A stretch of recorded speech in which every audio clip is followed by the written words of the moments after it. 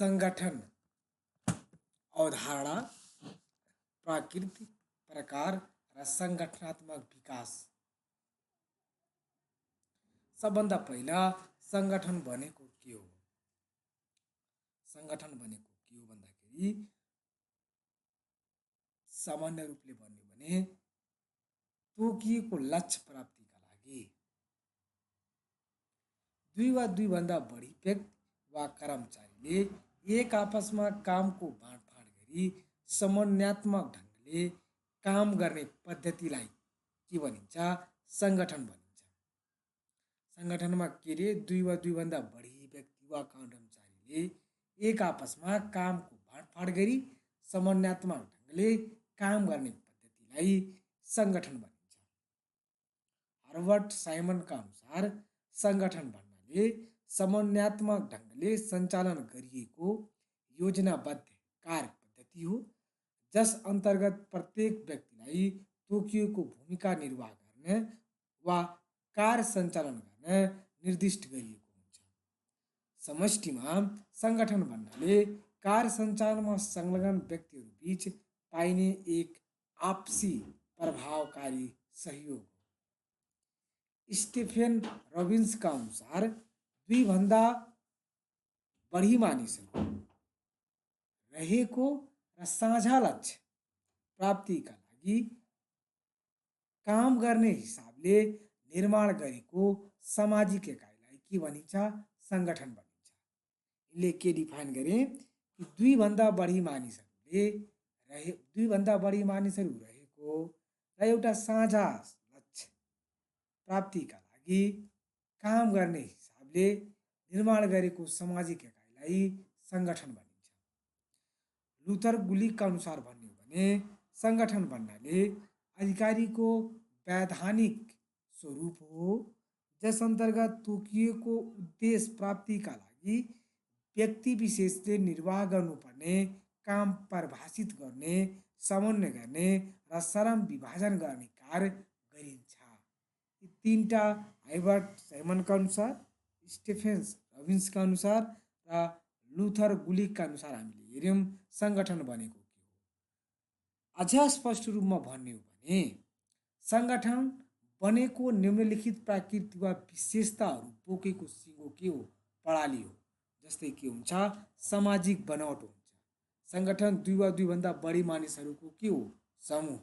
लक्ष्यमुखी व्यवहार हुन्छ संगठनको। उसको आर्थिक, सामाजिक, व्यक्तिगत उद्देश्यहरू प्राप्त गर्ने दिशामा प्रयत्नरत हुन्छ। विभेदित कार्य संगठनका र प्रकृति, यसको स्थापनाको उद्देश्य अनुरूप संगठनका फरक फरक कार्यहरू हुन्छन्। विवेकपूर्ण समन्वय संगठनमा क्रियाकलाप, उद्देश्य र विभाग तथा शाखाहरूका बीचमा विवेकपूर्ण ढङ्गले प्रभावकारी समन्वय कायम गरिएको हुन्छ। प्रणाली संगठन एक सामाजिक प्राविधिक प्रणाली हो। त्यसै गरी वातावरण हुन्छ। संगठनको वातावरण एउटा हुन्छ। संगठनिक आन्तरिक र बाह्य दुवै वातावरणबाट के हुन्छ? प्रभावित हुन्छ। व्यक्तिहरूको सम्बन्ध संगठनमा औपचारिक वा अनौपचारिक माध्यम र सञ्चार प्रणाली मार्फत व्यक्तिहरूका बीचमा सम्बन्ध स्थापित भएको हुन्छ। कार्यकारी नेतृत्व सक्षम एवं कुशल नेतृत्व संगठनको महत्त्वपूर्ण आवश्यकता हो। संरचना संगठनभित्र पद, जिम्मेवारी, काम, कर्तव्य र अधिकारको नियोजनको निश्चित संरचना स्थापित भएको हुन्छ। निरन्तरता उद्देश्य प्राप्ति नभएसम्म र औचित्य समाप्त नभएसम्म संगठनले निरन्तर कार्य गरिरहन्छ। यी सबै संगठन भनेको संगठनले बोकेको सिङ्गो प्रणाली हो। सामाजिक बनावट, लक्ष्यमुखी व्यवहार, विविधित कार्य, विवेकपूर्ण समन्वय प्रणाली, वातावरण, व्यक्तिहरूको सम्बन्ध, कार्यकारी नेतृत्व, संरचना र निरन्तरता जस्ता कुरालाई संगठनले समेटेको हुन्छ। संगठनको अवधारणा हेर्नु भने राज्यको उत्पत्ति सँगसँगै शक्ति र विश्वास केन्द्रित धार्मिक र सैनिक संगठन परिचालनमा रहिआएको छ। राज्यको जब उत्पत्ति हो त्यति बेला नै धार्मिक अथवा सैनिक संगठन परिचालनमा रहिआएको छ। 1930 को दशकमा संगठनमा औपचारिक संरचनात्मक ढाँचा स्थापित भयो। मानव सम्बन्ध सिद्धान्तले सङ्गठनमा औपचारिक सम्बन्धको महत्त्व स्थापित गर्यो, जसको परिणामस्वरूप के भयो, सङ्गठनहरू लचक लोकतान्त्रिक बन्न पुगे र न्यू पब्लिक म्यानेजमेन्टले चुस्त र छरितो सङ्गठनको वकालत गर्यो। हाल भर्चुअल नेटवर्किङ सङ्गठनहरूको सङ्ख्या बढ्दै गएको छ। अदृश्य सङ्गठनमा जोड दिन थालिएको छ। अनौपचारिक सङ्गठनका गतिविधिहरूलाई पनि औपचारिक मान्यता दिन थालिएको छ अहिले आएर। अब सङ्गठनको प्राकृत हामीले हेर्ने हो भने सङ्गठनका सदस्यहरूको उद्देश्य समान हुन्छ र साझा उद्देश्य प्राप्तिका लागि मिलेर प्रयत्न गर्दछन्। यसको प्राकृत सङ्गठन एक निरन्तर चलिरहने प्रक्रिया हो। यसमा प्रणालीगत निरन्तरता रहन्छ। यसले मानवीय र अन्य स्रोत साधनलाई व्यवस्थित संरचनामा आबद्ध गरी महत्तम सदुपयोग गर्दछ। सङ्गठनलाई संरचना र प्रक्रिया दुवैको रूप लिन्छ। सङ्गठनमा व्यक्तिहरू बीच क्षमताको आधारमा कामको के गरिन्छ, बाँडफाँड, अधिकार र उत्तरदायित्वको प्रत्योजन गरिन्छ। सामाजिक मूल्य, मान्यता र धारणाको प्रभाव रहन्छ। निश्चित संरचना र उत्तरदायित्वयुक्त प्रणाली हुन्छ। सङ्गठन व्यक्तिगत व्यवहारद्वारा निर्देशित र नियन्त्रित हुन्छ। यो सङ्गठनको प्राकृत हो। सङ्गठनका तत्त्वहरू हेर्ने हो भने सिद्धान्त, कार्यक्रम, नेतृत्व र स्रोतको कुरा हो। साझा लक्ष्य तथा उद्देश्य, औपचारिक मूल्य, मान्यता र सिद्धान्त, संरचना र कार्यप्रणाली, बहुआयामिक कार्यक्रम तथा कार्ययोजना, निश्चित कार्य विवरण र कार्यक्षेत्र, व्यवस्थापकीय सिप, आधुनिक प्रविधिको उपयोग, सदस्य एवं कर्मचारी, वैधानिक मान्यता, भौतिक तथा वित्तीय साधन, सामूहिक भावना, सञ्चार प्रणाली एवं व्यवस्थापन सूचना प्रणाली, सङ्गठनात्मक व्यवहार एवं साङ्गठनिक सुधार र पुनर्संरचना, यी सबै सङ्गठनका तत्त्वहरू हुन् भने सङ्गठनका सिद्धान्त र केही पक्षहरू हेर्ने हो भने आदेशको एकात्मकताको सिद्धान्त हुन्छ, निर्देशनमा एकताको सिद्धान्त हुन्छ, पदसोपन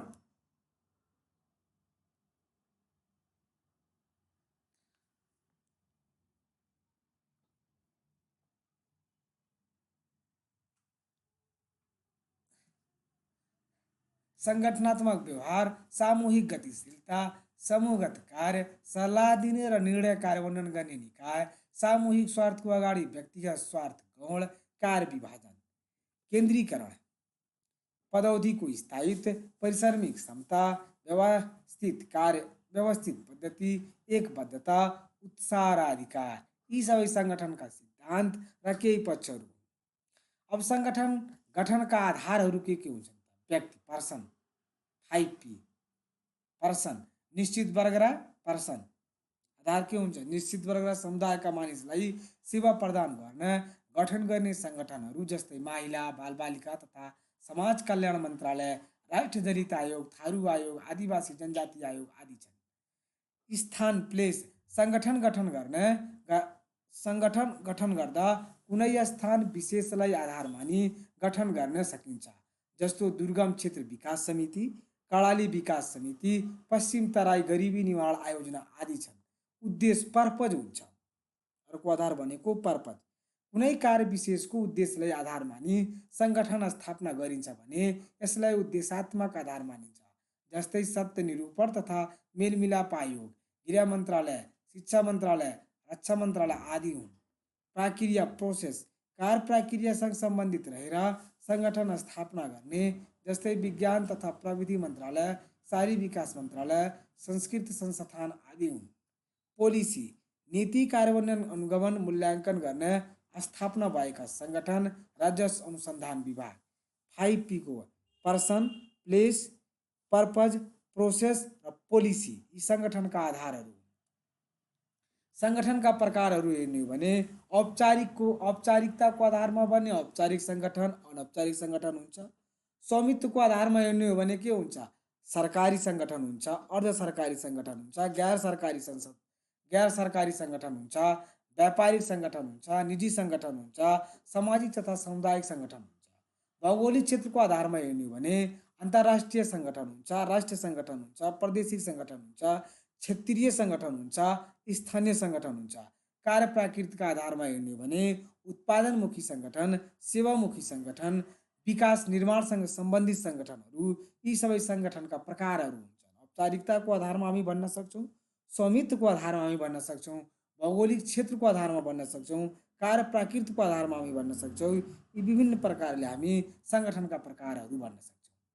सङ्गठनकै प्रकारहरूमा भन्यो भने कार्य सम्पादन जिम्मेवारीको आधारमा रेखा सङ्गठन, स्टाफ सङ्गठन, मिश्रित सङ्गठन, संरचनागत स्वरूपको आधारमा ठाडो, पिरामिड, तेर्सो, होरिजेन्टल, घण्टाकार सङ्गठन, मैट्रिक सङ्गठन इत्यादि।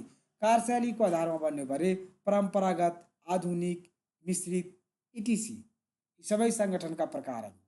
त्यसै गरी सङ्गठनका स्वरूपहरू, कार्य विभाजन सङ्गठनका स्वरूपहरू, सङ्गठनात्मक स्वरूप, कार्य विभाजन, विभागीकरण, अधिकार बाँडफाँड, पदसोपन, नियन्त्रण, सीमा, समन्वय, सञ्चार प्रणालीलाई व्यवस्थित गर्न गठन गर्ने सङ्गठनका संरचनालाई सङ्गठनात्मक स्वरूप भनिन्छ। ठाडो सङ्गठन तथा पिरामिड, भर्टिकल अथवा पिरामिड अर्गनाइजेसन सङ्गठनको उद्देश्य प्राप्तिका लागि विभिन्नताहरूमा विभाजित गरी पदसोपनमा आबद्ध सङ्गठनात्मक स्वरूप नै ठाडो तथा पिरामिड सङ्गठन हो। एफडब्ल्यू टेलरलाई यस सङ्गठनको प्रतिपादक मानिन्छ। यसको विशेषता हेर्ने हो भने धेरै पद, धेरै जिम्मेवारी र धेरै कर्मचारी हुन्छन्। केन्द्रदेखि स्थानीय स्तरसम्म फैलिएको सङ्गठन जनतासँग बढी सरोकार राख्ने निकायले अवलम्बन गर्ने, अधिकारमाथिबाट तल र सूचना तलबाट माथि जाने प्रणाली। त्यसै गरी ठाडो सङ्गठन तथा पिरामिडको रूपमा भन्यो भने यसका फाइदा र बेफाइदाहरू हामी भन्न सक्छौँ। यसको फाइदा के छ? आदेशको यथात्मकता हुने हुँदा कार्य सञ्चालनमा के हुन्छ? शीघ्रता हुन्छ। कामको स्पष्ट व्यवस्था हुँदा उत्तरदायित्व किटानी गर्न सजिलो हुन्छ। नियन्त्रणको सीमा सानो हुँदा सुपरिवेक्षण गर्न सजिलो। सार्वजनिक व्यवस्थापन, व्यक्तिगत र कार्यगत सम्बन्ध कायम गर्न सजिलो। चेन अफ कमान्डको सिद्धान्त लागू गर्न सजिलो। विभिन्नतामा विभिन्न पक्षबाट समस्याको विश्लेषण, सङ्गठनमा अनुशासन कायम गर्न सजिलो। बेफाइदा, अनौपचारिक सङ्गठनको मान्यतालाई अस्वीकार, मानवीय पक्षको न्यून महत्त्व, लामो प्रक्रियामुखी र जनजिटिलो कार्यशैली, धेरैता भएकाले निर्णय प्रक्रियामा ढिलाइ, तलबाट माथि र तेर्सो सञ्चार कम नियन्त्रण बढी, स्वतन्त्रता कम, सङ्गठनमा एकीकृत भावनाको कमी। यी सबै ठाडो सङ्गठन तथा पिरामिड सङ्गठनका फाइदा र बेफाइदाहरू हामीले हेरेको। अब सतह सङ्गठन, फ्ल्याट अर्गनाइजेसन। सतह सङ्गठन, फ्ल्याट अर्गनाइजेसन थोरै सुपरिवेक्षक मार्फत धेरै सहायकहरूको परिचालन गर्ने थोरैता भएको सङ्गठनलाई सङ्गठन संरचनालाई सतह सङ्गठन भनिन्छ। जेम्स सी वर्थीको सिद्धान्तमा आधारित सङ्गठन सतह सङ्गठन हो। यसले थोरैता र वाइड स्पेन अफ कन्ट्रोलले सङ्गठनको प्रभावकारिता बढ्ने र कार्य सम्बन्धी विकास हुने भन्ने उत्पीडनको सिद्धान्तमा आधारित छ। एकै प्रकारको काम, कम सुपरिवेक्षण, नियमित र स्वचालित प्रकृतिको कार्यमा यस प्रकारको सङ्गठन उपयोगी। कार्यगत जटिलता नभएको, कम्युनिकेसन प्रणाली उपयोगी भएको, क्षेत्रमा उपयोगी गर्ने सञ्चारको स्वरूप, टिमवर्कको सम्भावना, सेल्फ म्यानेजिङ सिस्टमको आइसिटीको बढी प्रयोग, निर्णय प्रक्रियामा अनावश्यक विलम्ब, सामूहिक निर्णय प्रक्रिया, सामूहिक उत्तरदायित्व वहन, वर्ग विभेद अन्त। यी सबै यसका फाइदा र बेफाइदाहरू भने यसका फाइदा हामीले हेर्ने भने थोरैता, वाइड स्पेन अघिलाई हामीले हेरेकै हो। घण्ट वा डम्बेल स्वरूपको विशेषता यसको छ। सङ्गठनमा नीति निर्माण र कार्यान्वयनका लागि बनाइएको सङ्गठन यस प्रकारका हुन्छ जसमा बीचको तहमा खासै तहको आवश्यकता पर्दैन र परे पनि कम पर्दछ। यसको विशेषता हेर्ने हो भने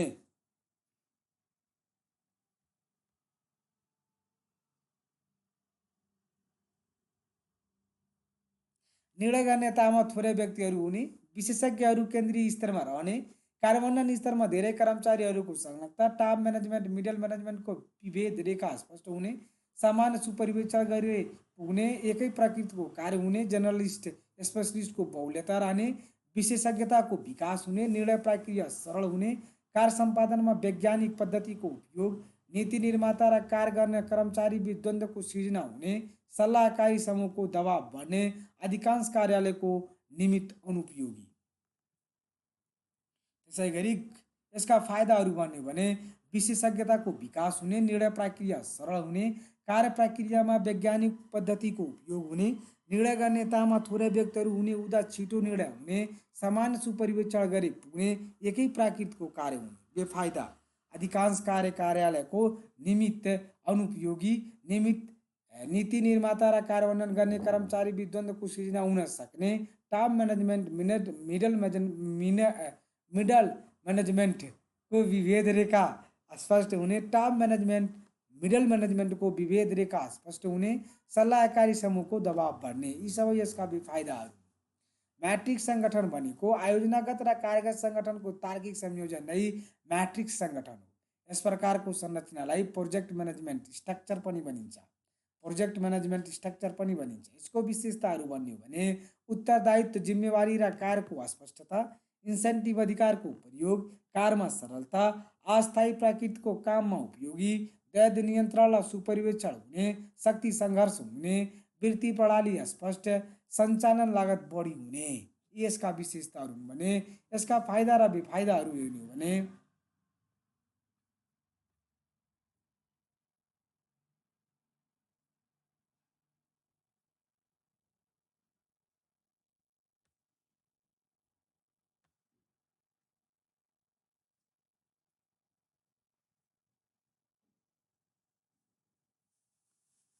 छोटो प्रक्रियाबाट छिटो छरितो निर्णय हुने सम्भावना बढी, विशेषज्ञता क्षमताको उच्चतम उपयोग, मानवीय स्रोतको उच्चतम उपयोग, सङ्गठनमा साधन स्रोतको उच्चतम उपयोग, जिम्मेवारी र उत्तरदायित्वमा स्पष्ट, कार्यमा स्पष्ट र सरलता। म्याट्रिक्समा के हुन्छ?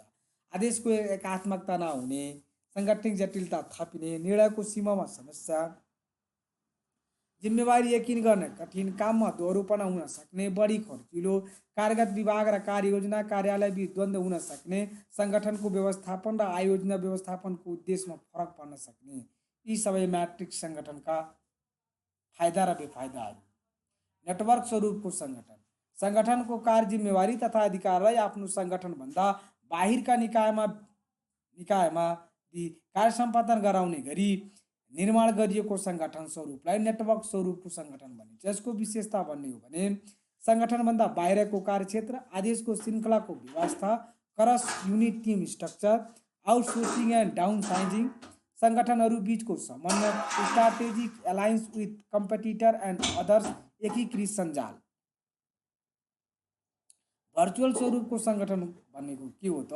कार्यक्षेत्रको कुनै खास निश्चित सीमा नभएको, कार्यलक्षकता भएको, आपसी सहमतिका आधारमा कार्य सम्पादन गर्न सकिने, अधिकार र औपचारिक नियन्त्रणभन्दा सहभागिता, सहकार र साझेदारीमा कार्य गर्ने गरी मान्य तुल्याइएको सङ्गठनको स्वरूपलाई भर्चुअल स्वरूपको सङ्गठन भनिन्छ। यसको विशेषता भन्ने हो भने अवसरका आधारमा कार्यक्षेत्रको निर्धारण, सूचना सञ्जालको अधिकतम उपयोग, अधिकार र शक्ति लचकता, अनौपचारिक सञ्चार, स्थायी कर्मचारीभन्दा विशेषज्ञ अनुभवी व्यक्तिको संलग्नता, सेवाग्राही उन्मुक्ता, उद्यमशीलता, वातावरणको आवश्यकता र परिवर्तन अनुकूलन कार्य गर्न सक्ने, उपलब्ध क्षमताको अधिकतम उपयोगका लागि आउटसोर्सिङ कन्ट्र्याक्टिङ आउट विधि अपनाइने। अब सङ्गठनात्मक विकास भनेको के हो? वर्तमान अवस्थाबाट परिवर्तन वा निरन्तर सुधार मार्फत चाहेको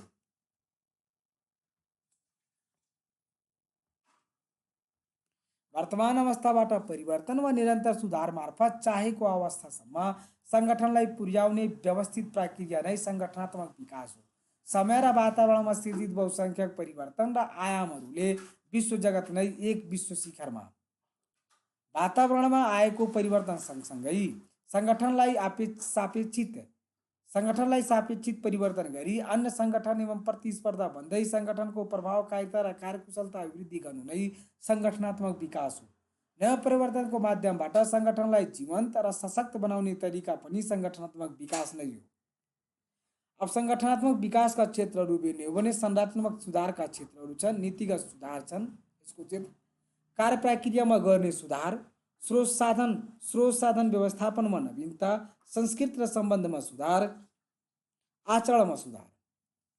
सङ्गठनात्मक विकासका विशेषता भन्ने हो भने निरन्तर र सापेक्षित प्रक्रिया हो, योजनाबद्ध र गतिशील हुन्छ, सबल पक्षको प्रबन्धन र कमजोरी सुधार गरिन्छ, उच्च र माध्यम व्यवस्थाको संलग्नता बढी हुन्छ, सङ्गठनको नीति संरचना प्रक्रिया लगायतका पक्षमा गरिने विकास। सङ्गठनमा विद्यमान समस्याहरू हुन्, उद्देश्यलाई भन्दा व्यक्तिलाई के गर्छन्, विदेश महत्त्व दिन्छन्। प्रशासनको सुधार र स्थायित्वको नाममा निरन्तर रूपमा हुने सङ्गठन संरचना परिवर्तन गर्ने कार्य र उद्देश्यमा दोहोरोपना हुने, राजनीतिक व्यक्तिको लाड र सङ्कीर्णपनाले सङ्गठनमा संरचना परिवर्तन गर्ने प्रवृत्ति छ। लाइन फङ्सनका लागि मात्र नभई स्टाफ फङ्सनका लागि पनि छुट्टै सङ्गठन स्थापना गर्ने प्रचलन छ। सेवाग्राहीको विशेषण बिना एकै प्राकृतिक सङ्गठनको स्थापना गर्ने पर्छ। नयाँ प्राकृतिक सङ्गठन संरचनाको स्थापना र विकासमा उदासीनता छ। यसैलाई यदि उल्टाएर लेखिदिने हो भने त्यही सुधारका उपायहरू हुन्छन्।